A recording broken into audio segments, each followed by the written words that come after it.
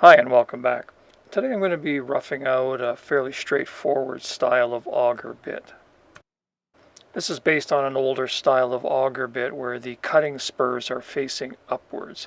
With this configuration, the spur and the cutting edge make like a V chisel, and that's what scores the grain to create a smooth cut.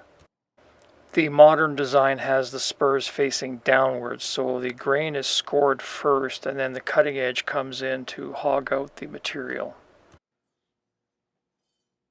I'm going to be forging this auger bit out of a short length of 3/8 round spring steel.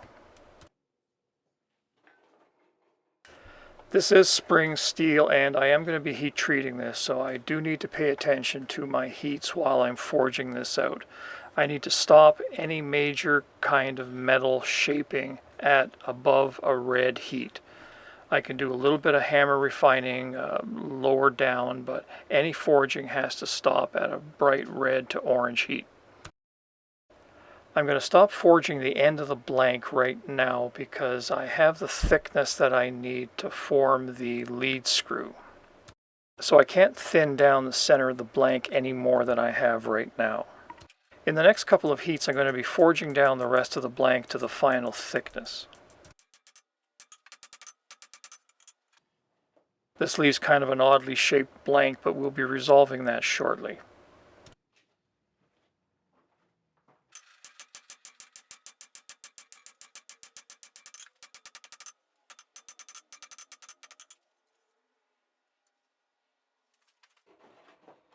Once I have the main body of the auger bit shaped, I return to the very tip and I start fullering out the two sides of the auger bit, leaving the center thicker where I need the material for the lead screw.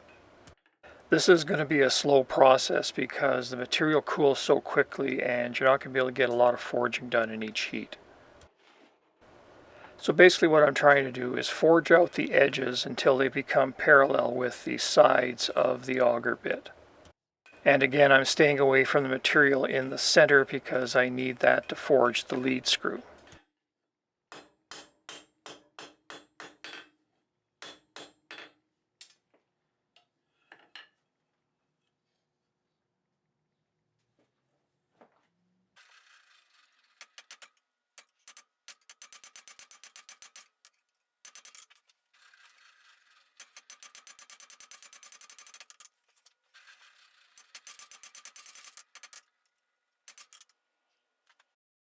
So this is basically what you're after. The edges are thin to form the cutting edge and the center has a lot of material to forge out the lead screw.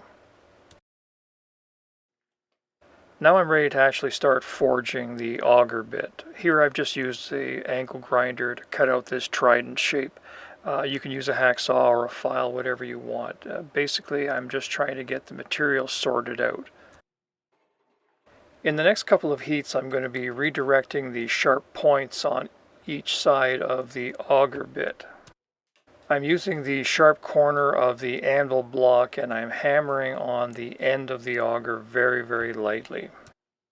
I'm not trying to upset any material, I'm just curving this point outwards.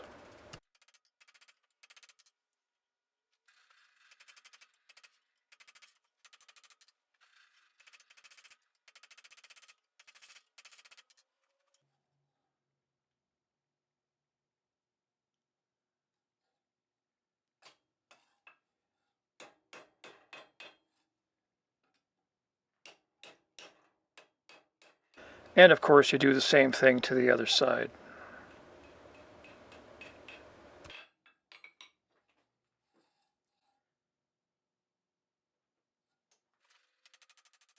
Here I'm just forging out the tip of the drive screw so I don't have to do as much filing later on.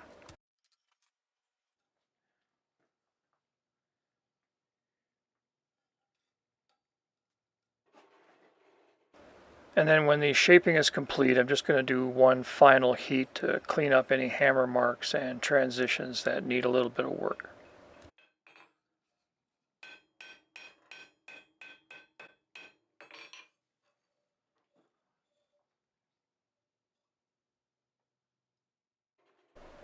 Next I need to bend down the tips that are going to form the cutting spurs. To get them going in the right direction, look at the end of the auger bit and you should be forming an S that's facing the wrong way. So on the first one I have it facing downwards, so this one needs to be facing upwards.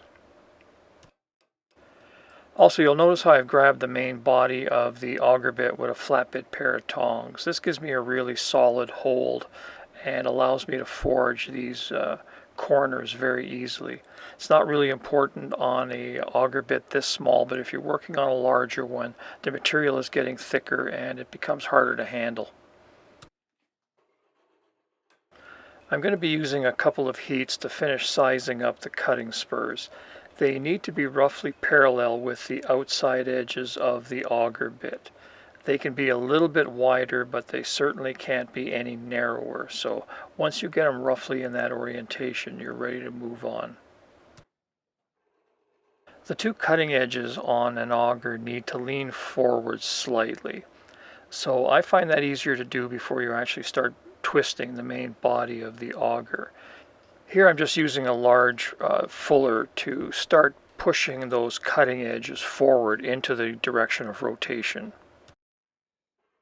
I'm going to be systematically working one side at a time, and hopefully the bending that I do on one edge will be counteracted by the deformation on the other edge, hopefully leaving the bit fairly straight.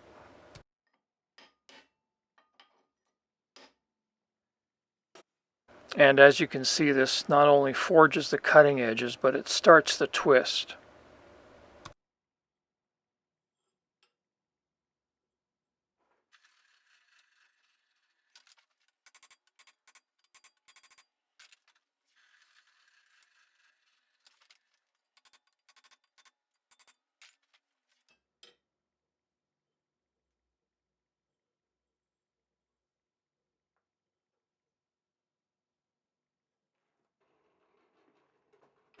And finally, the last step of the forging process is to twist the main body of the auger.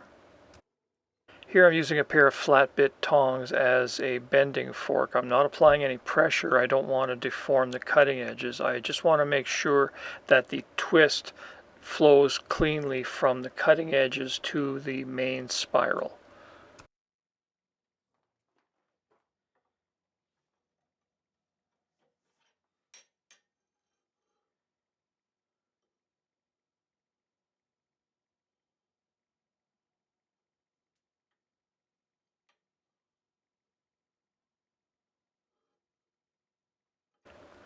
And to complete the twist, you just follow this process all the way down the length of the auger.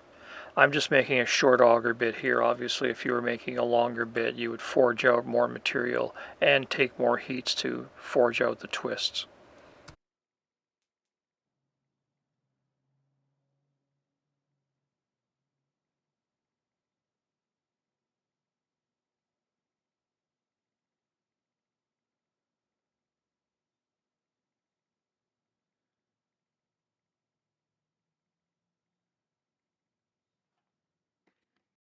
Hi, I'm Dennis, and thanks for watching.